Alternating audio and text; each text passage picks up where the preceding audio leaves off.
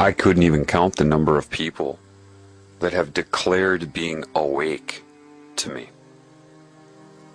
Couldn't do it. People are very easily controlled.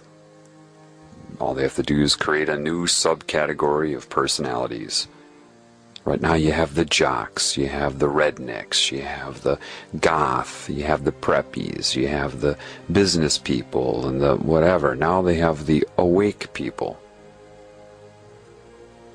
The reason nobody knows anything can only be explained to you by a metaphor, of course. In this realm, you can only use metaphor. Think of the difference between a broadband connection and a 56K connection. Now, there are people that know what is occurring in this reality. Many of them joined secret societies. So it's not that they have knowledge, it's just that they have acquired information. They went in reverse. You see, true knowledge is true knowledge. Those with understanding understand what I just said, those without don't. It's pre-symbol. A symbol is no different than any expression, a song, a picture, a sound, a look, a touch. A symbol should be the result of knowledge. The understanding, the awareness, and then you have the symbol surface. Having somebody learn symbols and then distributing a very strategically limited amount of meaning to that person does not give them knowledge. They perceive that they're getting knowledge. For example, I could say the word gum to some bubblegum popping dizzy-minded cheerleader, and the only meaning that she may come up with when she hears that word is chewing gum. I could say the same word gum to somebody else and they may think chewing gum, but they could also think a gum tree or the gums around your teeth. Could say it to another person, they'll think chewing gum, a gum tree, gums around your teeth, but maybe they're thinking even deeper. Maybe they have a deeper understanding. Metaphorical comparison to other things. Gummy substances used in construction. Maybe molecular assessment. I only used one word, a phonetic symbol, written if you're looking at it. The meaning transferred by using that symbol is directly dependent upon who is receiving the information. If it's the cheerleader, she's only going to get a very limited amount of understanding, just enough to communicate. The line by Gene Hackman in the first Superman, some people can extract the secrets of the universe just by looking at the ingredients on a chewing gum wrapper, is absolutely correct. What that means is you can get a lot of information just by being aware. The creases in the paper, the spacing between the letters themselves, the space around the letters, all the nuances. Now, unfortunately, I have to say that this is a metaphor, okay? A metaphor. That does not mean that you should go and try to learn as many meanings as you can for each word that you know. That would have nothing to do with anything. That was just a metaphor that I used. If you think of a symbol, and you look at maybe the shape of the number 6, you can be told what that means. But perhaps if you're bathing in knowledge and awareness in life, suddenly you have an understanding, and then a symbol like 6 comes up. Maybe you think of getting caught in a tumor and you come in but you can't get out and you're caught in a vortex, a circular cyclic existence. Getting in, not getting out. Something like that, you know. What they do to you early is they show you all the symbols and tell you what they mean. And they don't tell you completely what they mean, of course. They tell you what they want you to think they mean. Why? Because what is the true purpose of being? If you're not extracting meaning from your path, from your experience, deriving meaning from it, and creating expression, the expression would always be the symbolic. A picture, a touch, a kiss, anything, an image, right? If you're only copying what they've told you things mean and replicating what they've told you to use them for and how to use them, how to speak, how to think, what means what you're supposed to do, what the meaning of your life is. If you allow yourself to be told what the meaning of your life is by something in your objective reality, somebody else, what is your purpose other than to be a slave? Forget about laws and politics, that's all bull. That's only a result. If you're not creating, and the only way you're going to create is by extracting meaning from within. If you can't do that, what is the point of you being around other than to be a slave? Acquiring detail. This means this. I learned what this symbol means. This pagan symbol means this. What do you mean you learned? Did you look it up?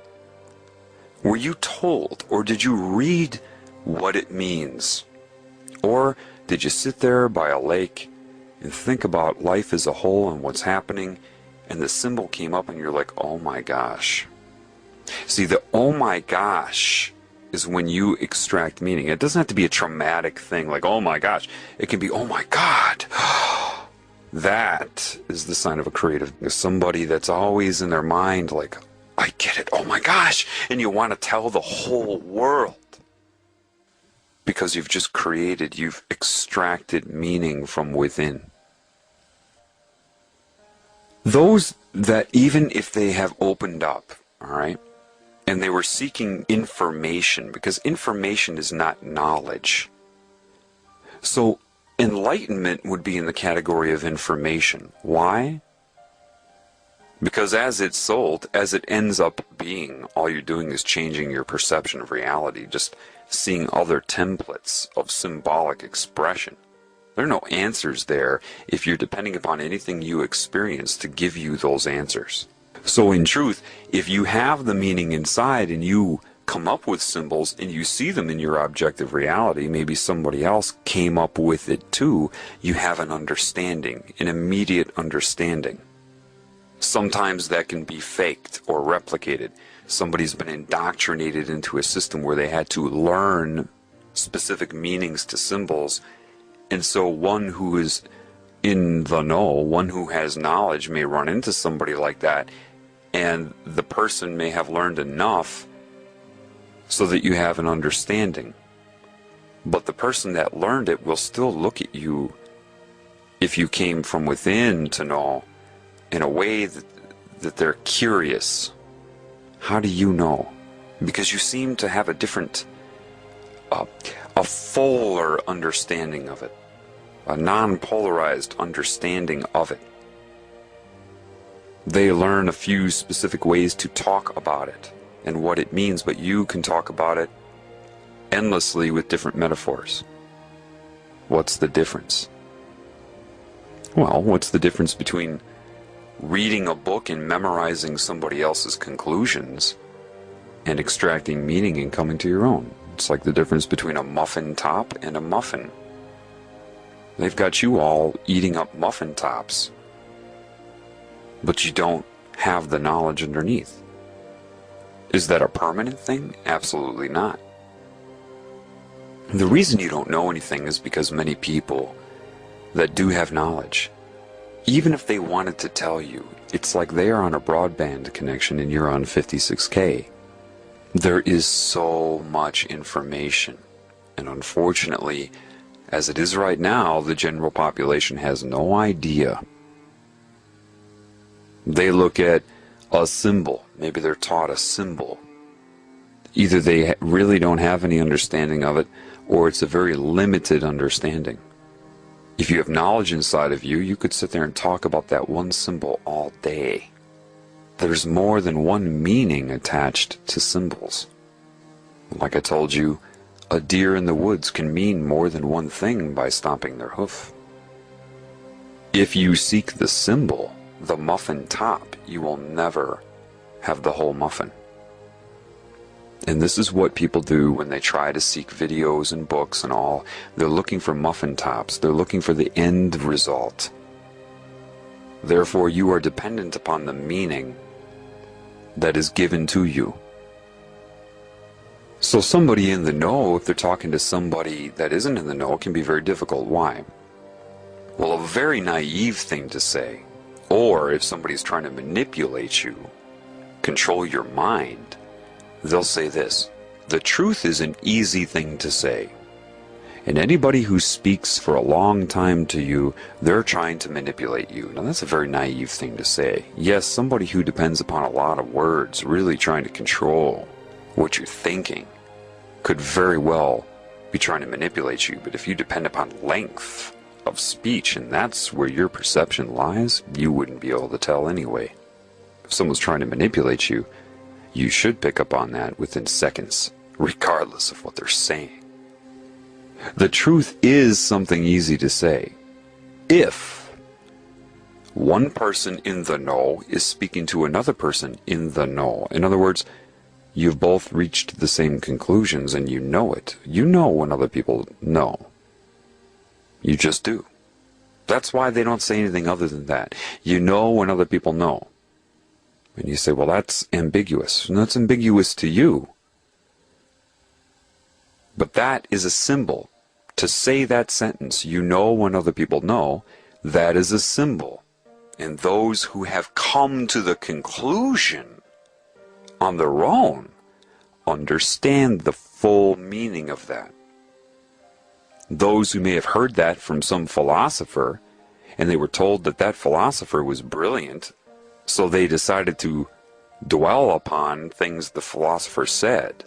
If a philosopher says to you, you just know when other people know, well, you trust that philosopher because everybody has given them a 5-star rating.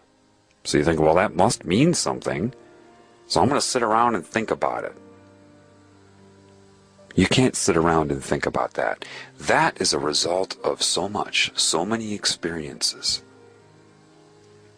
So, if I say you just know when other people know, you don't have to sit around and assess and calculate in your mind and think of behavioral patterns, or they said this and they said that. I'm going to put 2 and 2 together and formulate an assessment of them and what their intentions are. If you are doing that, that is robotic. It's nothing against you. If I were against you, I wouldn't be trying to help. It's the conclusion that matters. If you reach it on your own, because a conclusion is a symbol. It is a symbolic representation. The quote, the conclusion, that has so much attached to it. All of your experiences that tie into the conclusion. How do you extract meaning? Well, perhaps you have an experience. It could be a social experience, it could be anything. And that experience is finished, and that means nothing to you. Then you have another experience and you see that it's different, but there's something similar to that other experience. You're kind of like, And then you have a third experience in your life, and it's really similar now, all 3 of them. Then you have a fourth experience that solidifies the similarity and prompts a question. It is the fourth experience that prompted you to ask the question, but it required the other 3 preceding it. The fourth experience, if it were isolated in and of itself, would never have prompted it. You needed all 4 experiences. So now you have the question.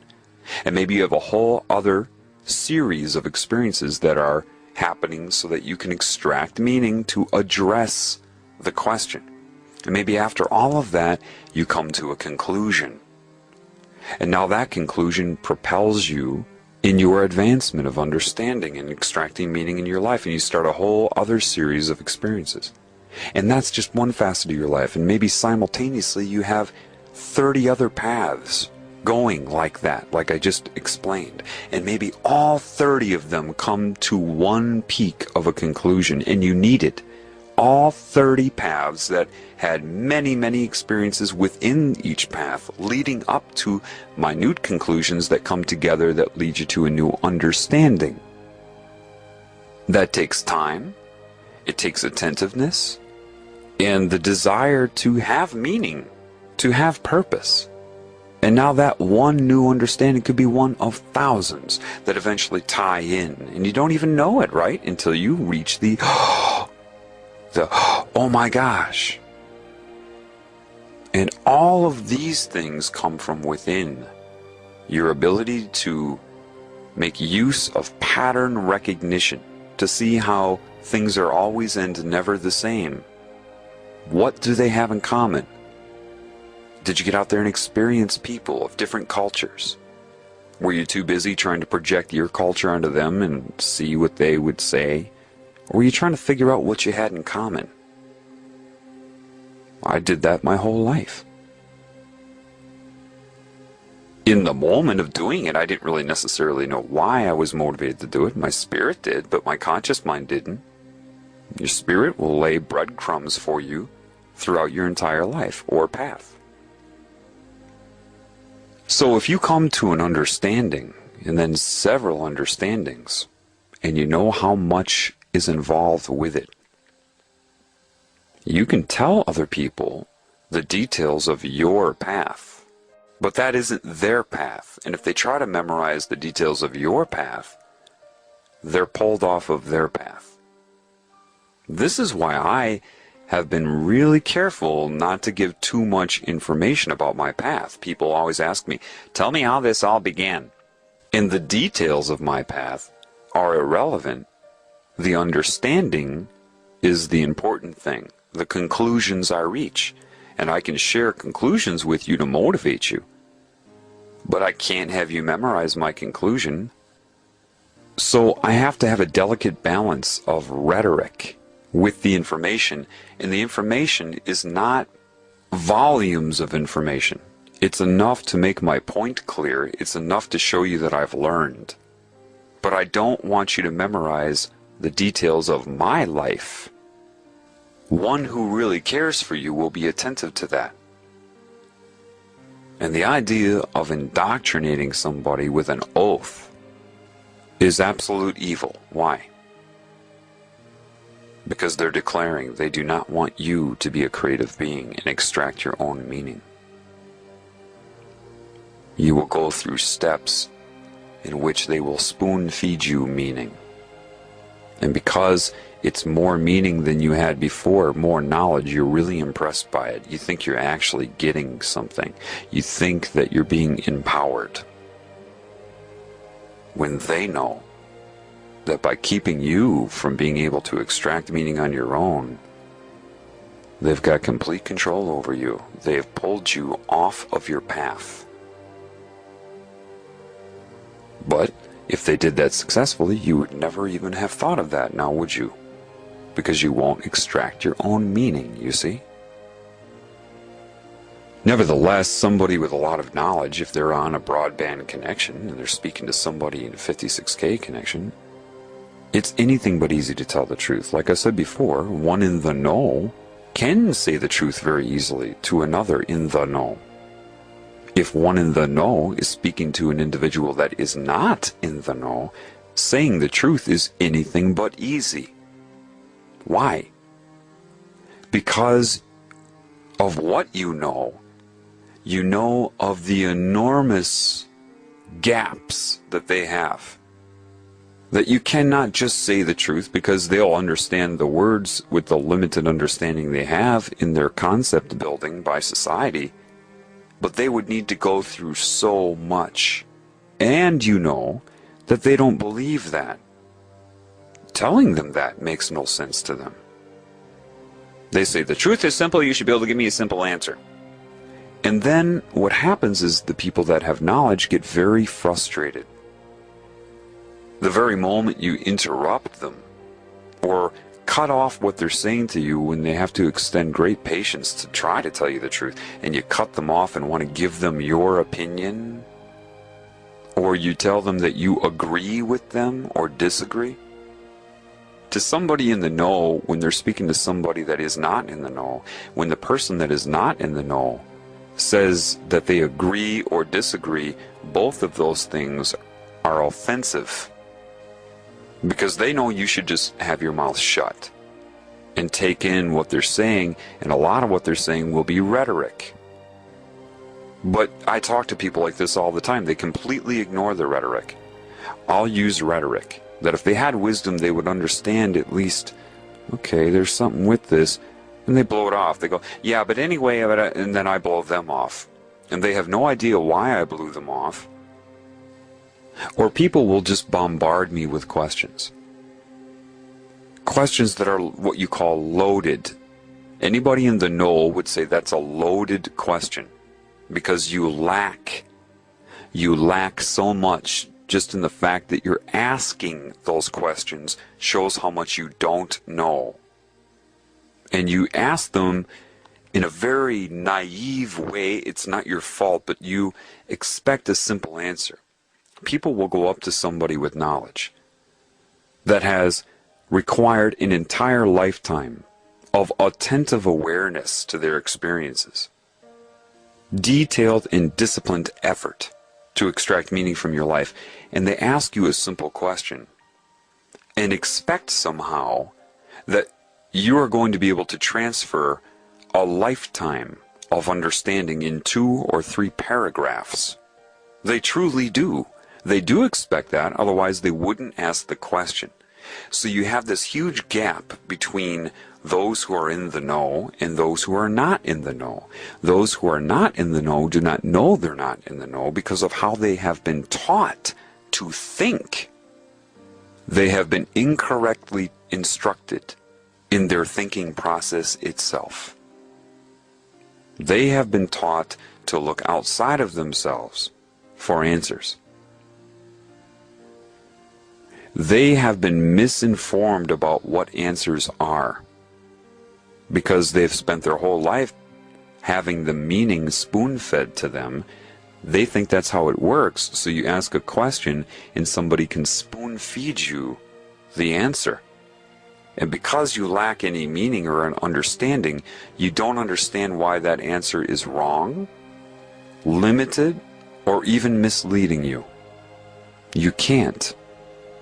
Based upon that, based upon how you've been instructed to think. So a lot of people that have knowledge, when they interact with the average person, they get very, very frustrated. Very. They'll just look at you. All they can do is look at you because they can't say anything to you. You would not be able to extract meaning from what they say. They said gum, all you would do is hear chewing gum. And they're thinking 500 different meanings to gum, all leading up to a point of conclusion. If you lack that, it's a waste of time to tell you anything. This is why, when you hear someone tell you that you cannot be told the truth, this is why.